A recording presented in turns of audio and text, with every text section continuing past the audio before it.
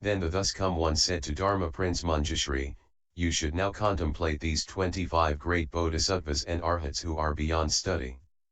Each has explained the initial expedient in his accomplishment of the way. All say they have cultivated to true and actual perfect penetration.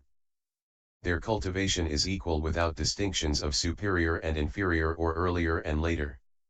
I now wish to cause Ananda to become enlightened, and so I ask which of these 25 practices is appropriate to his faculties, and which will be, after my extinction, the easiest expedient door for beings of this realm to enter in order to accomplish the bodhisattva vehicle and see nigh unsurpassed way.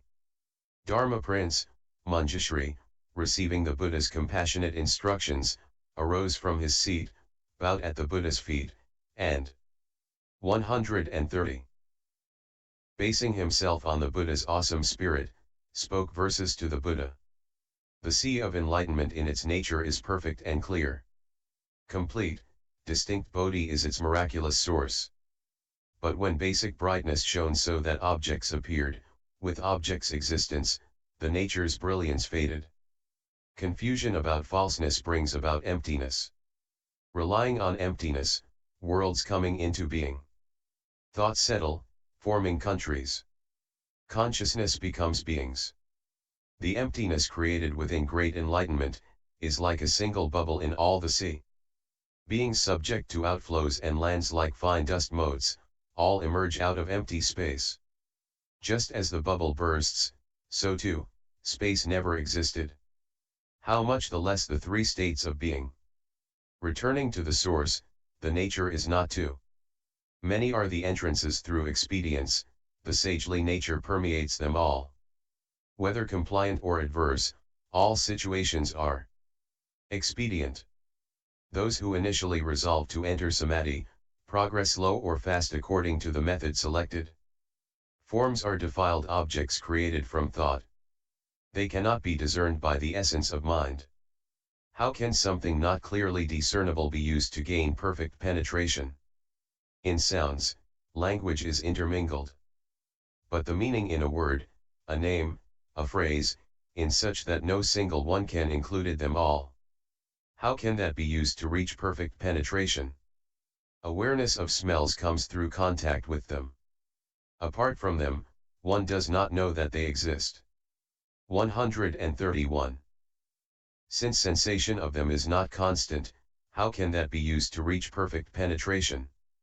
Flavors are not to us fundamental by nature. They only exist when there is something to taste. Since this sensation is not perpetual, how can that be used to reach perfect penetration? Touch becomes clear only when something is touched. Without an object there can be no contact. Since contact and separation fluctuate, how can that be used to reach perfect penetration? Dharmas are known as internal defiling dust. Reckoned as defiling dust, they are certainly sense objects. Involvement of subject and object cannot be pervasive, how can that be used to reach perfect penetration? Although seeing itself is lucid and penetrating, clearly discerning in front, it cannot discern behind. Ever reaching only half the four directions, how can that be used to reach perfect penetration? The nose's breath penetrates in and out. But in the rests between there is no air. These interruptions render it inconsistent. How can that be used perfect penetration? The tongue is not an organ without a function, flavors form the source of its sensation. When flavors cease, it knows nothing at all. How can that be used to reach perfect penetration? It is the same for the body as for objects of touch. Neither can be regarded as a perfect awareness. With defined and limited invisible divisions, how can that be used to reach perfect penetration? Mental knowledge is a mass of deliberating. What it perceives is never profound insight. Unable to get beyond reflection and thought, how can that be used to reach perfect penetration? The seeing consciousness combines three aspects. Probe its origin, it has no appearance. Since its very substance is variable, how can that be used to reach perfect penetration? The essence of hearing penetrates the 10 directions, for those who have already developed great causes, those of initial resolve cannot enter this way. How can that be used to reach perfect penetration? Reflecting on the nose is a provisional method. It only serves to gather in and settle the mind. Once settled, the mind is simply still. How can that be used to reach perfect penetration? Those of former accomplishment enlightened by speaking Dharma through the medium of language, but since words and phrases are not free of outflows, how can that be used to reach perfect penetration? Refraining from transgressions only controls the body. For one lacking a body, there is nothing to restrain.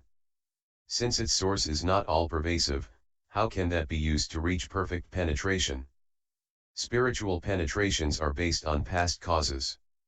What connection have they with distinguishing dharmas? Conditioned thought is not apart from things.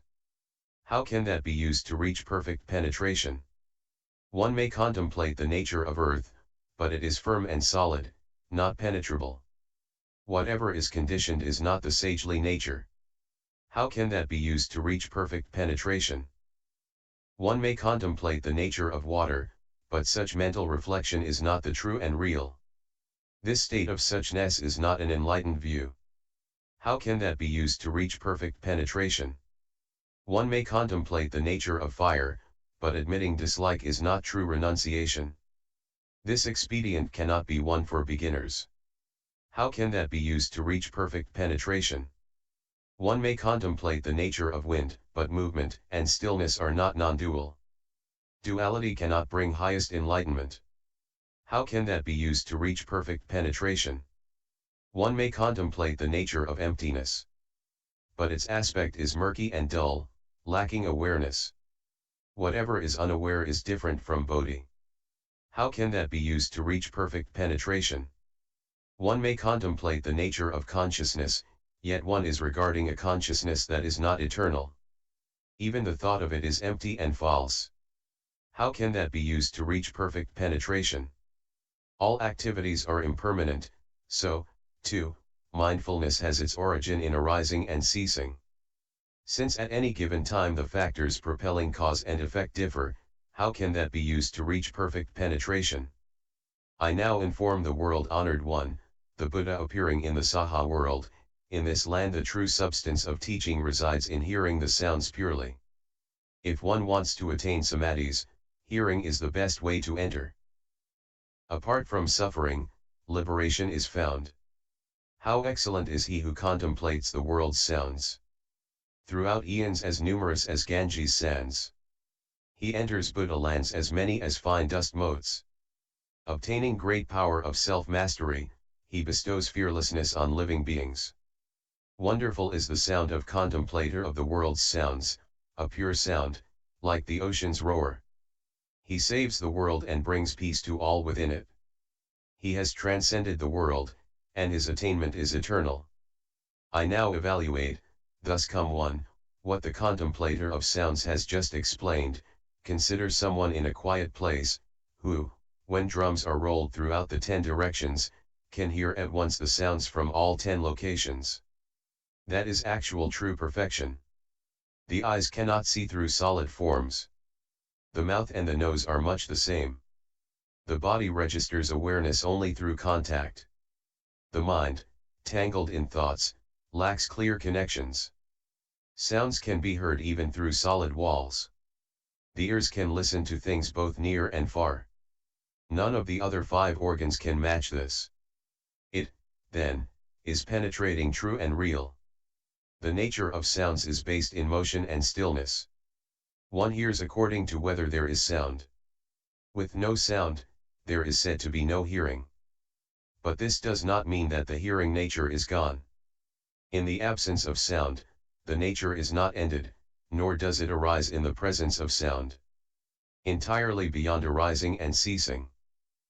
It is, then, truly eternal.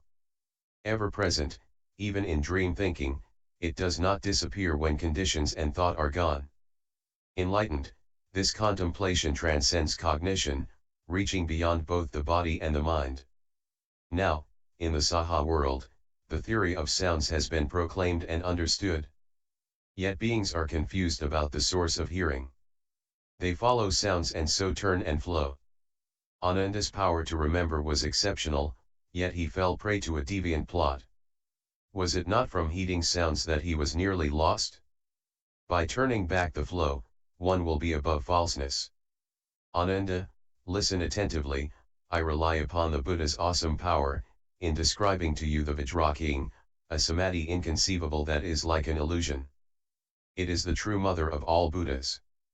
You may hear the secret Dharma doors of Buddhas as numerous as motes of dust, but without first renouncing desire and outflows, you may amass learning, and still make mistakes. You exploit learning to uphold the Buddhahood of the Buddhas. Why don't you try to hear your own hearing? Hearing does not arise spontaneously, it gets its name due to sounds. But when hearing returns and is free of sound, what does one call that which is set free? As soon as one sense organ returns to the source, all the six are liberated. Sight and hearing are like an illusory covering. The triple realm, a vision of flowers in space. When hearing reverts, the covering of the sense organs is gone. The defiling dust gives way to pure and perfect insight. With ultimate purity, the light is penetrating.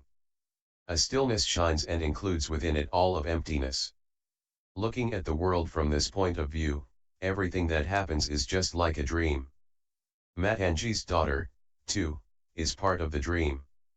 Who was able, then, to physically detain you? Consider a shadow puppeteer at work, making the dolls seem as real as people. Although one sees them move about freely, they are really governed by a set of strings. Cease operating the controls and they become still. The entire illusion was never really there. The six sense organs are also thus. At first there was one essential brightness, which split into a six-fold combination. If but one part ceases and returns, all six functions will stop as well. Responding to a thought, defiling objects vanish, becoming pure and wonderful perfect brightness. If there is residual defilement, one must still study. When the brightness is ultimate, one becomes a thus come one. Ananda, and everyone in the great assembly, turn around your mechanism for hearing. Return the hearing to hear your own nature. The nature will become the supreme way. That is what perfect penetration really means. That is the gateway entered by Buddhas as many as dust motes. That is the one path leading to Nirvana. Thus come ones of the past perfected this method. Bodhisattvas now merge with this total brightness. People of the future who study and practice will also rely on this Dharma. Through this method I, too, have been certified. Contemplator of the world sounds. Bodhisattva was not the only one. The Buddha, the world-honored one, inquired of me which expedient would save those in the final eon who seek to escape the mundane world, and perfect the mind of Nirvana. The best way is to contemplate the sounds of the world. All the other kinds of expedients require the awesome spirit of the Buddha. In some cases they bring immediate transcendence, but they are not the customary means of practice, spoken for those of shallow and deep roots alike. I bow to the thus come ones and the Tripitaka and to those inconceivable ones with no outflows, trusting they will aid those in the future, so that no one will doubt this method.